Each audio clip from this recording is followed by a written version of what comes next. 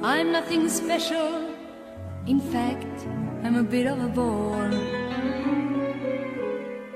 If I tell a joke, you've probably heard it before. I think music doesn't have a time or a place. We listen to it whenever, I don't know, it calls for us.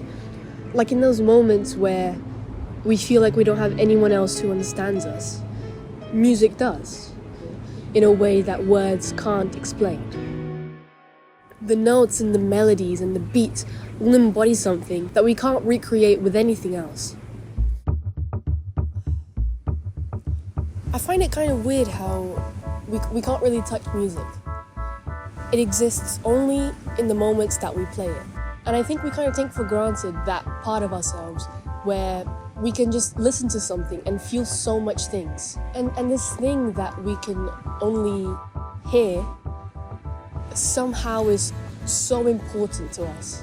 It takes a big part in how we interact with the world and with each other. It connects worlds. And why does it move us so much? Why does it make us feel so deeply? Why do we feel like moving when we listen to music?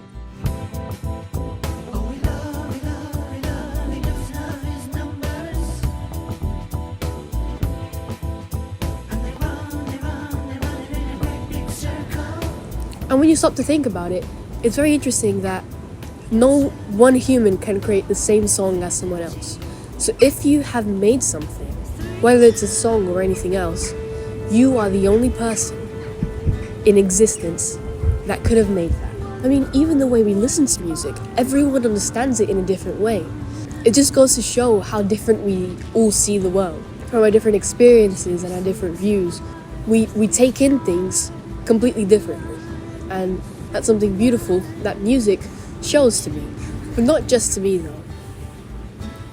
I really admire people who create music for the love of it. And I got the chance to interview two people that have a love for it that is very unique. And they showed that when I interviewed them. And they make music to share, but also for their own love for it. And you can see that they both have different ways of expressing it in their own music and also in the way that they embody the creation of it. It's amazing, I know something crazy. Gonna have to show my happiness.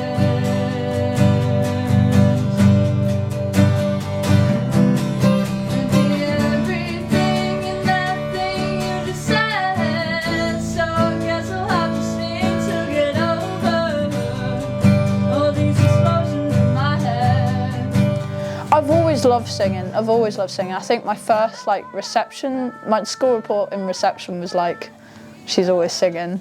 That was quite funny. For me, I feel like goes back as far as I can remember music-wise. Like I always was thinking of music at some point, and I'd Yeah, me too. I've listened to loads of stuff. I remember I was brought up, my dad was like, "This is David Bowie, and you better start learning." So when I was 5 through 3, my dad would just have music on in the house, so I was brought up on that, and Simple Minds and stuff, he liked all that as well. So that was my first sort of introductions to those sorts of things. And as I grew older, I remember when I was around 7, 8, I started listening to Linkin Park and stuff. I still remember the day that Chester died. Oh. And I'd always be singing these songs and everything, and I loved them, and I was always thinking about them. And then I got into a band when I was 8. I would write my own lyrics. I've still got notebooks with my old lyrics in So do I. that I'd never use Neither because do they were I. rubbish. Yeah, but, I know, because you read them and you're yeah, a 5-year-old wrote this. Yeah, exactly. It was stuff like that, and I was always humming something in my head, and yeah. I felt everything from playing music, every emotion you could, and it's complex.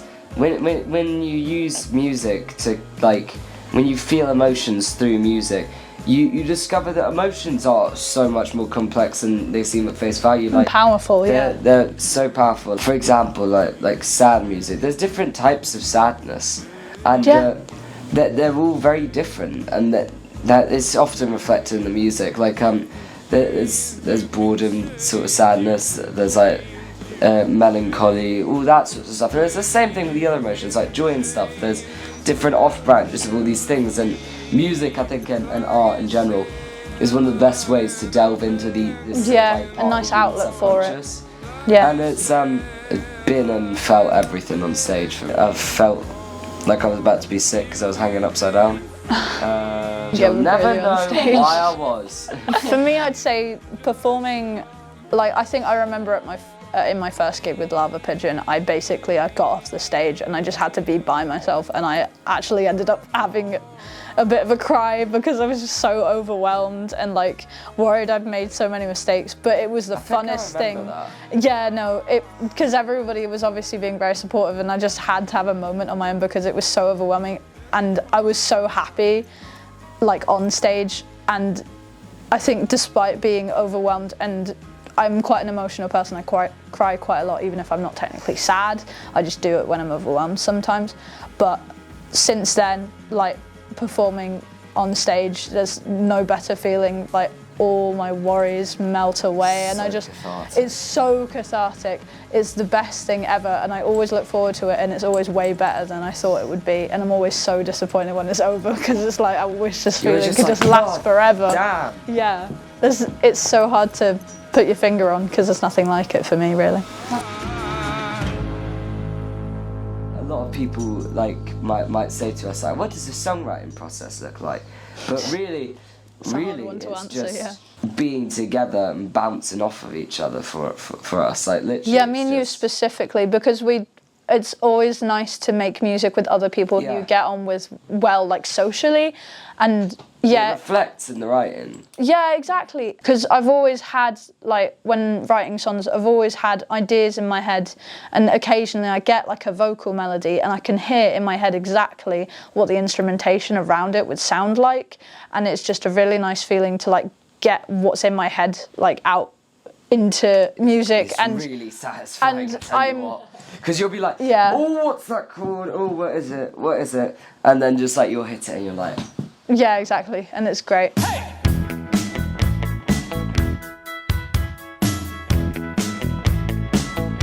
There's actually some science to how we feel when we listen to music. The chills we get when listening to a melody or anything really is something called frisson. It's triggered during pleasurable music moments, an unexpected change from a high to a low note, a guitar solo. But I was surprised to see that not everyone feels chills to music. It's actually something that some people are just not wired. This frisson can also be connected to a personality trait called openness to experience. And it means exactly what it says, basically. A person who is open to experience will most likely feel loads of things while listening to music because they let these experiences affect them in some way. I usually consistently find ways to make good music on my own.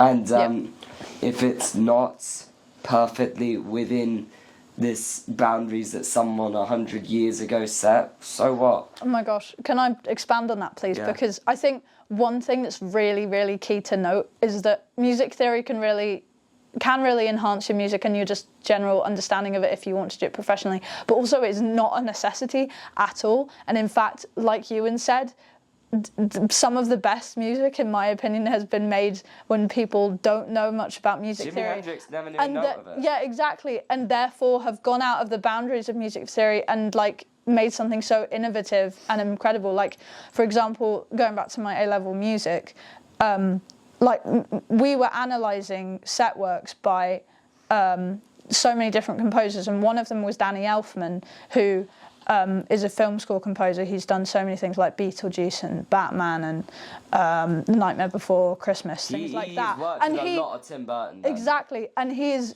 absolutely self-taught, and like his film scores are so atmospheric and effective because he didn't necessarily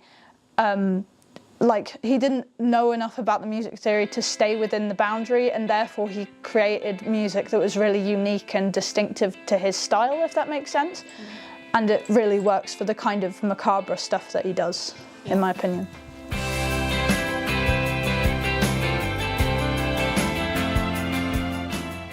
Throughout the day, I'm thinking about music almost constantly. If I'm talking to you, I'm probably thinking about it. I'm thinking about it right now. I'm also thinking about the interview. But It's different for everyone, and everyone connects to, as you said, like near the start of the interview, music is just everywhere.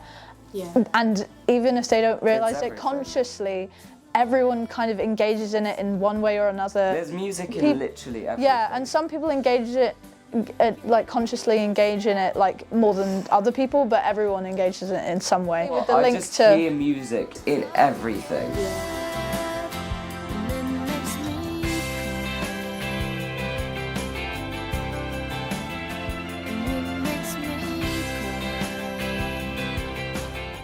Music also changes depending on the culture. If you stop and notice, every culture that has existed in human history has somehow created their own form of music. It's something that as humans just go after. It's something that we kind of need to survive. I can get the example of some Brazilian instruments. They're things you can't find anywhere else. Some come from Africa and some were still created in Brazil. And I think it embodies how the culture feels like. But I can get someone who knows more about some of the Brazilian instruments and Brazilian music. I was raised in Brazil and I learned the amazing Brazilian culture. Those 10 years I was raised there and I love it to this day. And I want to bring it to the UK because it's something I love so much. And do you remember when your interest for like Brazilian music sparked? It was probably when I went to my first Roda de Samba in an event, a small samba event in my hometown. Very interesting. It was like live music, a little table in the middle of the crowd, and then they just playing the cavaquinho, a smaller ukulele, and just lots of percussion instruments. I love percussion, always did, and I was just fascinated by all the different instruments and the music as well. The music is just very contagious. Dancing, everything. Dancing as well is also what got me into samba. It's very contagious dancing, everyone dancing. The feet, moving very fast, rapidly. It's so fun to watch and to do at the same time. And so it was dance that got me into it, and also just that first Roda de Samba. Is the pandeiro percussion? Yeah, this is a pandeiro. This is one of the type of percussion instruments. Usually they use lots of different types of drums. It varies a lot depending on the type of samba. Brazil is actually the only country one of the only countries that uses a tambourine in a horizontal state.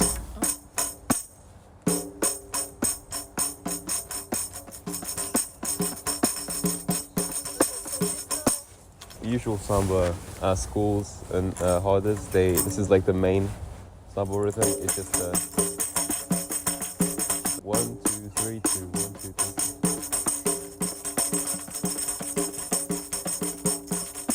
And then you add this one, which is abafa, you call it.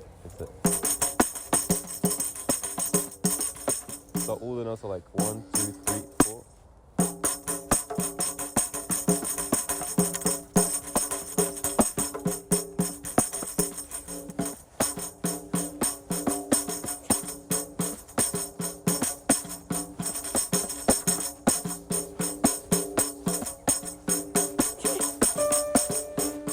Bossa Nova, which was, one of the only and the first types of Brazilian music that was exported in the outside. So like Antônio Carlos Jobim, he did lots of collaborations with Frank Sinatra back in the day, and he has, a very big album. And it's really, I think it revolutionized, Brazilian music.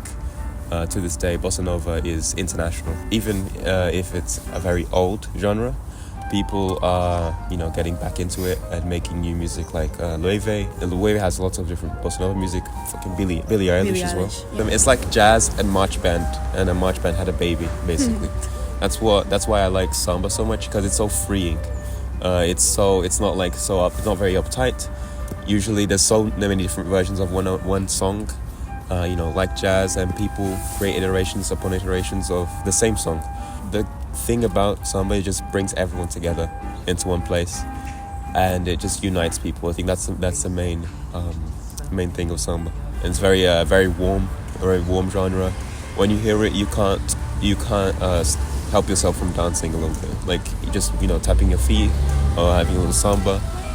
You can't help it. It's like really contagious, and that's I think the main difference from like Western and stuff like that. Good evening, guys. We're gonna just perform like a couple Brazilian songs. We're gonna present tomorrow. We're gonna present tomorrow, and 2 Brazilian songs are in that. How are you feeling about tomorrow? I mean, I'm not feeling too nervous. It's gonna be very interesting because we're gonna present 2 Brazilian songs to a room full of Englishmen. No one's gonna know what they're saying, what we're saying. They're probably just gonna keep on drinking their pint and carry on with their night. So they're not gonna, I don't think, pay much mind to us. I hope. You said like, oh, people, they're not gonna understand the songs. So why do you wanna present? Because you don't need to understand the song. You don't need to understand the song to feel it, to have a good time.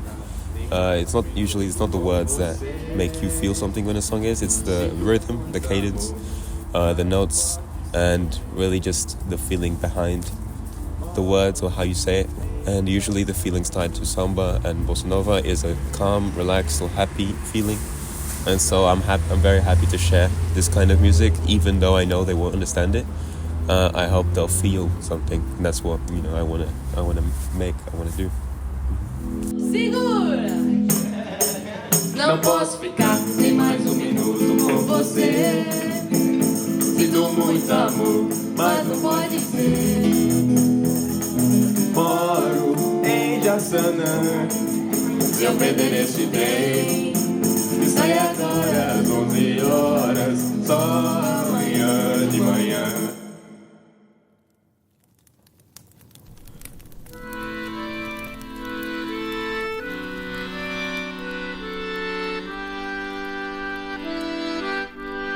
This is something about music that I think can go unnoticed, but almost everyone has some kind of memory tied to music. I've noticed, no matter how small it is, it always inevitably ends up connecting to that one song, that one artist. And I think it's such a beautiful thing. It happens without us even noticing, without us even wanting it to, right? There's this song that I never liked that much, but it's a famous song, and so I would listen to it a lot. And I had a big move, right? I used to live in Brazil, and now I'm living here in England. That's a big move. The day before, I remember being in a car, driving, I can't even remember where, but I was with some of my best friends, and this song came on. And so we were like, turn it up. And we belted our hearts out. We sang so loudly in that car as if nothing else mattered. We all sang horribly, but at the same time so beautifully, because I remember listening to them singing, and I stopped and I thought about how surreal everything was, because I knew the day after that my life was going to change forever, and I was right. And now when I listen to that song, I remember that moment, and especially when I listen to the song, I feel this like ache in my chest physically, and good emotions come and bad emotions come. And so now I do like the song. I never disliked it, but now that I have a good memory tied to it, I guess I like it. And I mean, that's just what music does to you. It's not controlled, it wasn't meant to happen, but it brings something into you that, I mean, you don't expect and you don't find with anything else, right? With movies, you sit and watch. With poems, you look and read and analyze. With music, I mean, you can do all of that, but something comes into us, and it almost feels like a primal instinct to dance or to just feel whatever it is we're supposed to. Eu vou te ser sincero. Eu tô com uma vontade danada de te entregar todos os beijos que eu não te dei. No matter how much or how little music means to you, it all has affected us in some way, right? We use it to distract ourselves or cry away our sorrows. We listen to it to feel less alone and find someone who feels like us or knows how to express whatever it is, I'm feeling. I mean, some people say that art isn't helping with, you know, the crises that are happening in the world. And sure, right? Because what we need to survive is money, you know, in the society, is food and water. But where do you go to when someone close to you has passed away? Where do you go when your love wasn't reciprocated? Where do you go when you lost a very dear friend? Where do you go to when you're sad? You go to art. You go to poems. Just imagine how many lives musicians have saved. So I owe my life to music. And I do this documentary as an ode to music, right? So that maybe I can just share a little bit of this love, you know? It's like giving a fragment of my heart out, because music really does live in it.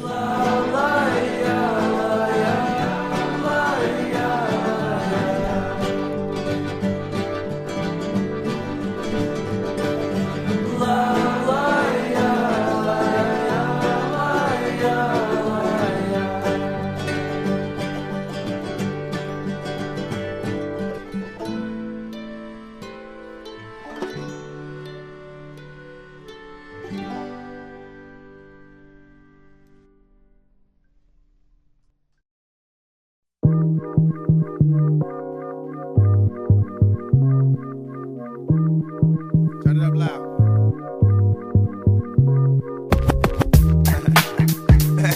Hey man, you a little sucker for love, Rock. Word up.